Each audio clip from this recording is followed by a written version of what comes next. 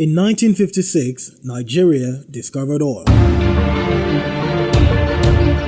Our choice of petro-naira, petrodollar over our agricultural-based revenue and economic growth has led to a distortion. Everybody was concentrating on oil and nothing was being done much about the agriculture. In some parts of the world, money was used to develop or diversify or even saved.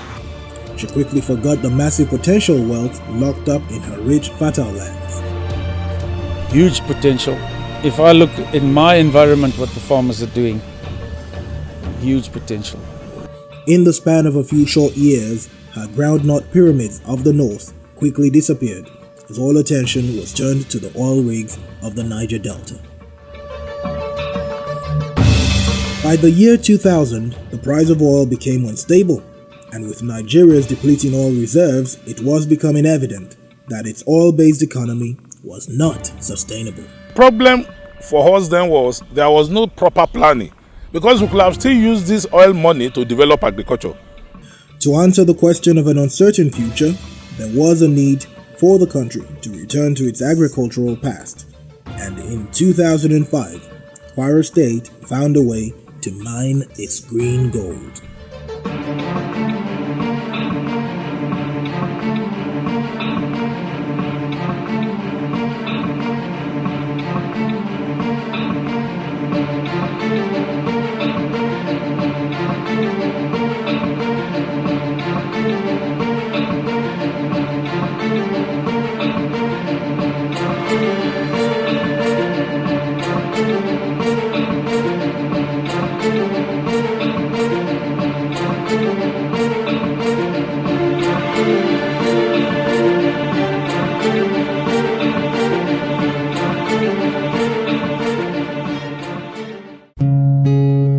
The Kwara State Government in 2004 came up with a groundbreaking initiative to help bring back commercial agriculture by opening its lands and welcoming white farmers who had been evicted from their farms in Zimbabwe. Look, we were all Zimbabwe farmers there, all our lives farming there, and then through politics we were evicted from our farms, and this opportunity came up to come to Nigeria by invitation, and we came up and had a look, and we were quite positive what we saw.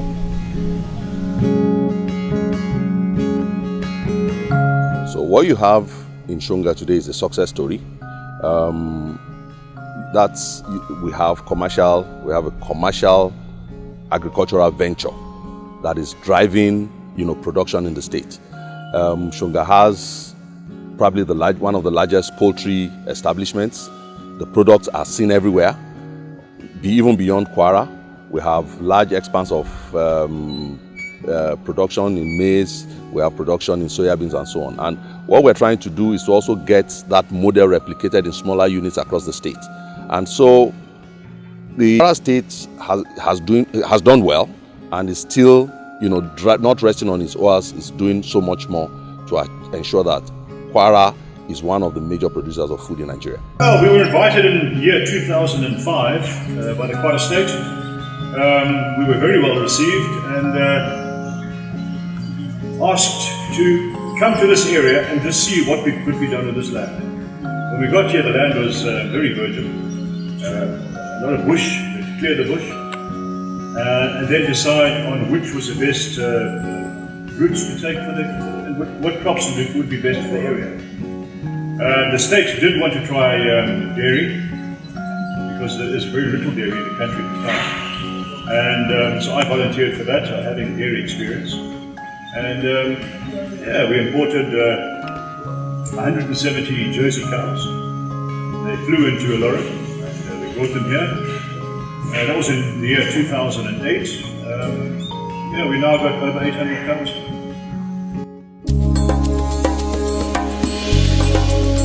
Now 12 years since its establishment, Shonga Farms is indeed proven to be 17,000 hectares of green gold, as its profitability rises each passing year.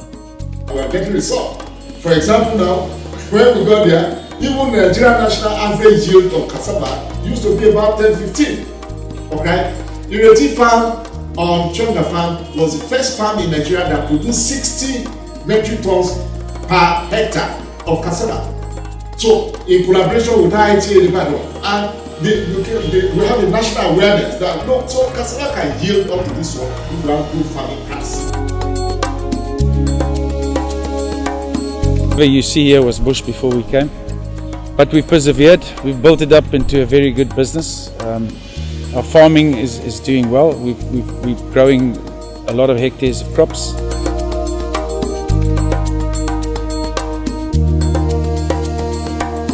We've got the capabilities of producing about 3,000 litres of milk a day now.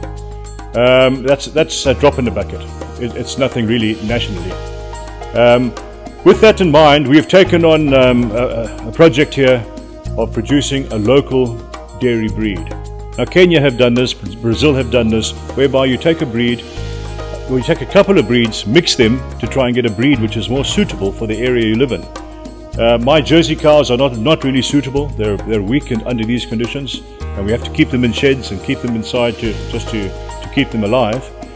However, the local Fulani cow is the most amazing, hardy, rugged animal, and we have started crossbreeding the two with quite good results. We've got some crossbred cows now giving about 15 litres of milk a day, but we can take this further by bringing in Holstein and some other breeds into the crossbreed program.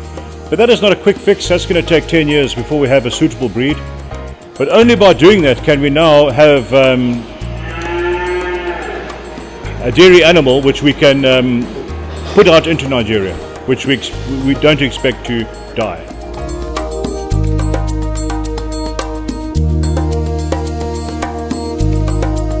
The surrounding community has also benefited in several ways from the establishment of Shonga farms. Everywhere were bush, see bush everywhere. You know, the linkage from one community to the road to the other is just by the footpath or the one that can only allow the motorcycle. So that was the way Shonga has been, just like any other rural community. Before the coming of this project, altogether we have 33 communities covered by the project. Before the coming of this project, only Shonga is using electricity, while the other adjoining communities that make up the remaining 32 were not connected. Well, with the coming of the project, I can boldly tell you that all the communities, all the adjoining communities to the farms, numbering about 32, apart from Shonga, have electricity now. And this is in addition to the road that links the villages together. They have been widened to accommodate more vehicles, and that's why most community people, inhabitants, they are now able to move their cars and all the lorries that brings the goods from one market to the other. They are now linked with the feeder road.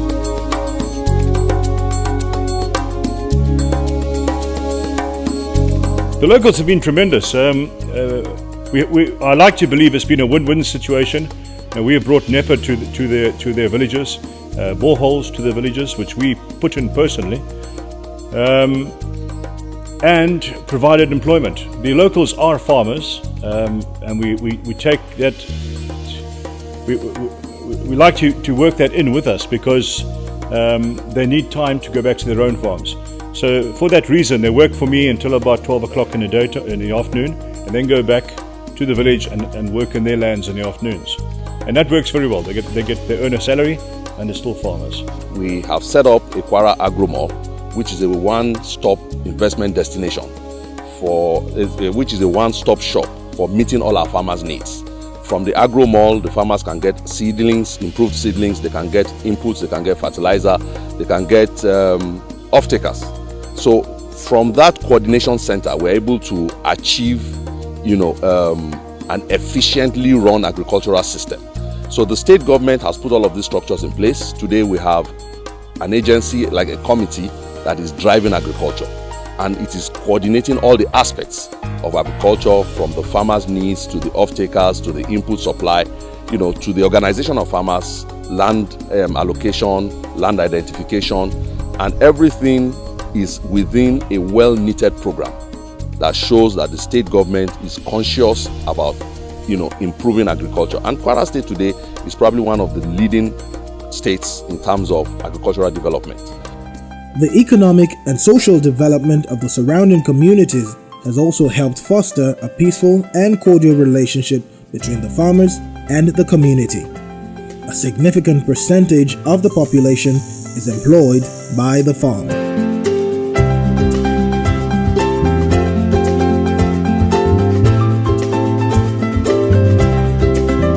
But leaving Zimbabwe, times were tough at the end there, and the security was terrible.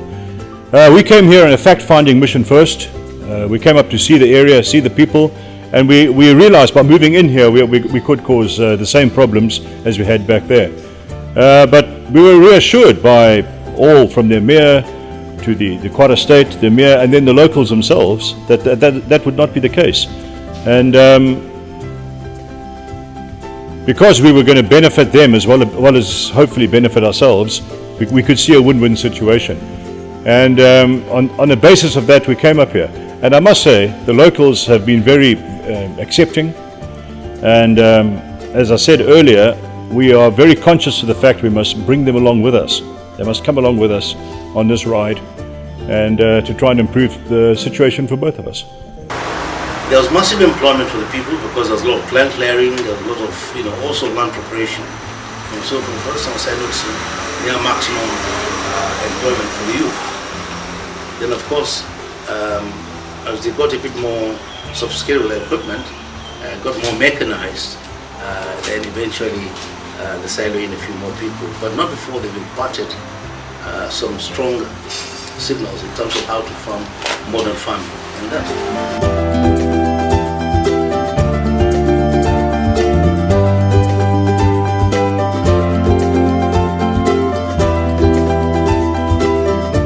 all those white men, they come this Shonga, all the people to Shonga, I thank God. All their farm, I work for all these white men for this Shonga. I work for farm 1, farm 2, farm 3, farm 4, even the farm 3 here. Yeah, he helps them, even though he helps them not. Lot. Because even though this village area also, they help them not. So I think it's best for them because they have this kind of white man here. We came here and we saw what was on ground. It was subsistence farming, it was shift farming, shift cultivation, where a farmer goes, takes a piece of virgin, burns off all the trees, plants his crops there for 3 to 5 years, runs out of nutrients, and then he shifts on to a next piece. Basically what we've came here to do and to show, and is happening at the moment, farmers are now aware of fertilizer, they're aware of herbicides. Farmers can work on one piece of land and they can do double cropping. We came here, there was absolutely, our main crop is soybeans. It was those soybeans, I don't even think the people knew what soybeans were. Nobody used herbicides. Now I can go and show you excellent crops in this area. We've got an outgrower scheme going, our company. We've got 5 farmers which we've fully subsidized. We've given them all the inputs and we're teaching them to grow commercial maize. The plan is to get that up to at least a 3,000 to 5,000 hectare project, where we can utilize the farmers around us and the farmers can utilize us, because we buy back and we guarantee prices and we pay them accordingly.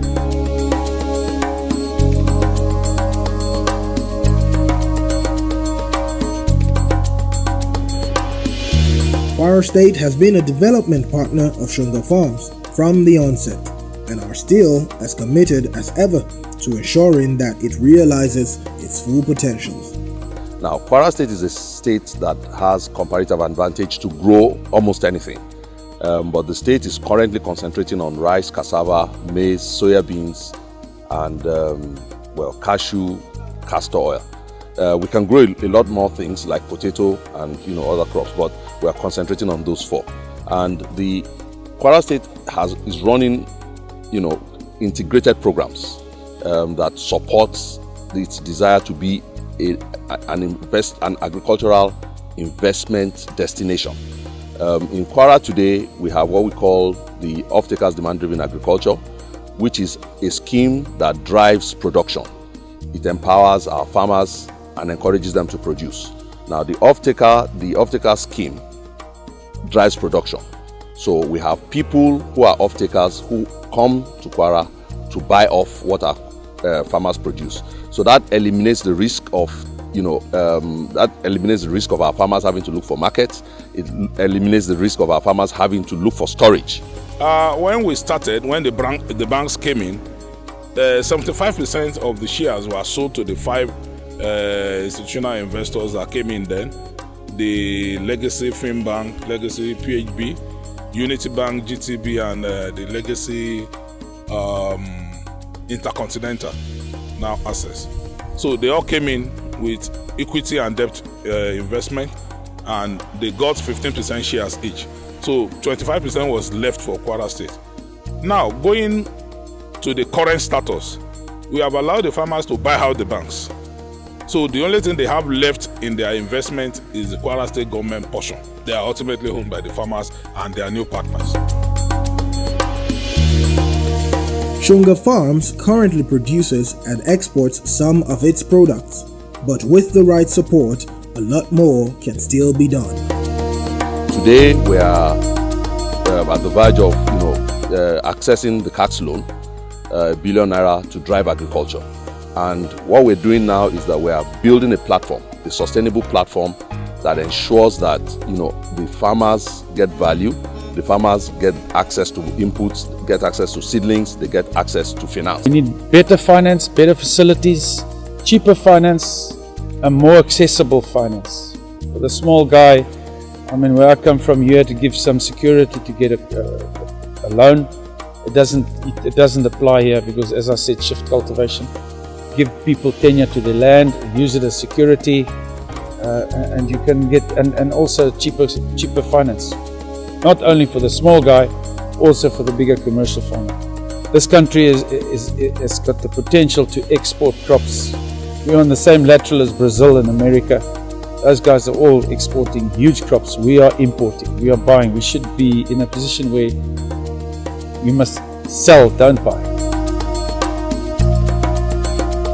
We can produce a large quantity of raw milk, and unfortunately the market is not there for raw milk.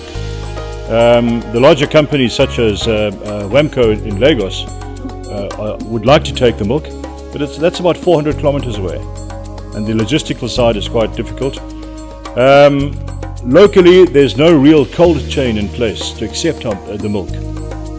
And we can produce 2,000 to 3,000 liters a day, and so what's happening at the moment? We've stopped supplying raw milk, and we are building a yogurt factory. That's near completion. Yogurt is well received in Nigeria, very popular, and it's easier to transport, easier for the cold chain, and that's the plan for the milk here. The chickens is a numbers game. The profit margins are on the smaller side, so you need volumes. You need to move volumes on that one. But it's looking positive. The market looks positive. We're very excited that government has put a ban on this imported chicken from Brazil, and we hope to step into that market. Like the poultry you mentioned, for example, the CBH, which is the biggest poultry investment in the world, came in and partnered with them, and I can tell you the level of transformation now. Maybe let me give an hypothetical situation to explain it. As a matter of fact, in reality, we were killing between 7,500 and 10,000 birds per day, and our birds are killed halal. The slaughter, we have fabricated the processing line to accommodate slaughtering.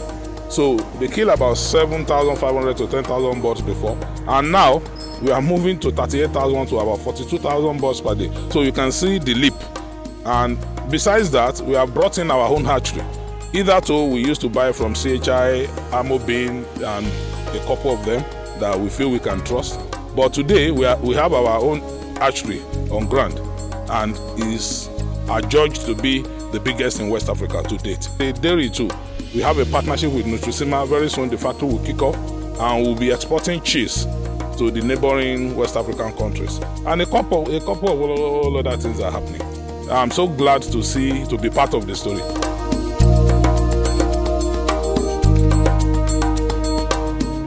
With global prices of crude oil at an all-time low, Nigeria faces tough times as the value of the naira crashes against the dollar.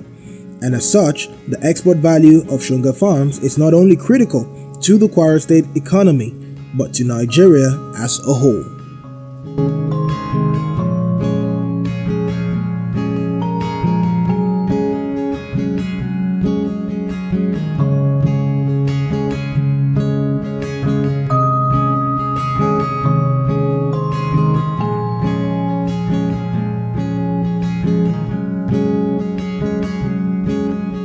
Agriculture still remains the largest employer of labor today in Nigeria. And it has become clear that everybody needs to look to agriculture, not only for self-sustenance, but also as a means of, empowerment and as a means of generating income. Prior to the arrival of the, what I would call the Petro Naira, it's obvious that we were looking after ourselves. We were producing, like you read in history. The West were famous for their cocoa production, the oil palm, for example, from the East, the wonderful pyramid in the North, for granite, etc., etc. We were we were running a regional structural system of government, and each of these regional governments were all known for one thing or the other. Okay, so these are supposed to be the basis of our growth. We should have transformed from growing primary products into processing those primary products, and then not only at the secondary level, we must get up to the tertiary level. That means that even when we go from production of farm produce, for example, into processing them, we must advance technologically to be able to have some derivatives from those products that came out, and then be able to upscale what is presently being in Nigeria. And so, rather than having the bulk of our revenue as government coming from reliance on petroleum, we should have our economy diversified in such a way that major earnings are coming from things that are localized in the local economy.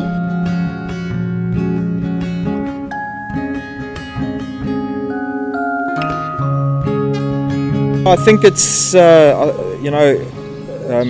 we've had many visitors that come here.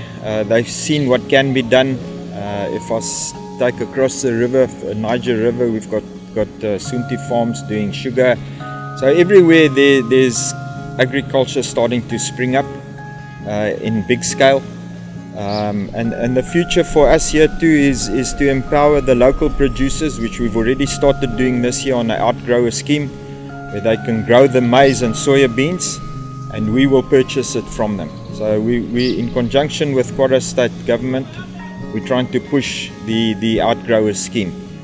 At the moment, I think we have like 30 growers that kicked off this year, and hopefully the other growers will see the benefit of it with good extension services, and the market is already on the doorstep.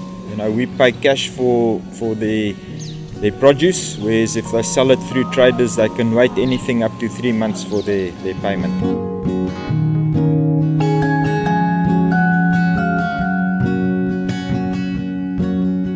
Huge potential.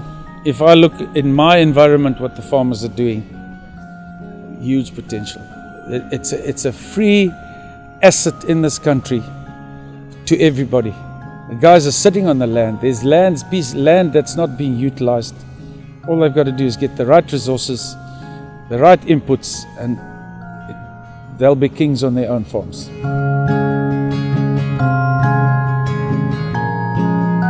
So when you aggregate all of this together, you would see that agriculture is going to play a major role in taking Nigeria to the next level. Kwara State doesn't have oil, fortunately, and therefore we have no choice but to develop the agricultural sector that we have as a key driver for employment, as a key driver for internally generated revenue, as a key driver also for empowerment of our youth. Kwara State Government had continued and consistently, and we have had the assurance of the Executive Governor that he will continue to support agribusiness in Kwara State. The truth of the matter is that agribusiness is the future of this country. There's no two ways about it. For a nation to be to be self-sufficient in food security, in being able to produce for what they can eat is very crucial for advancing. If you cannot feed yourself, then there's no way you can make progress. Because everything grows in Kwara State, it has been nicknamed the California of Africa. And Shonga Farms shows us how commercial agriculture is the best way to secure a greater future, not just for Kwara State and Nigeria, but indeed for West Africa.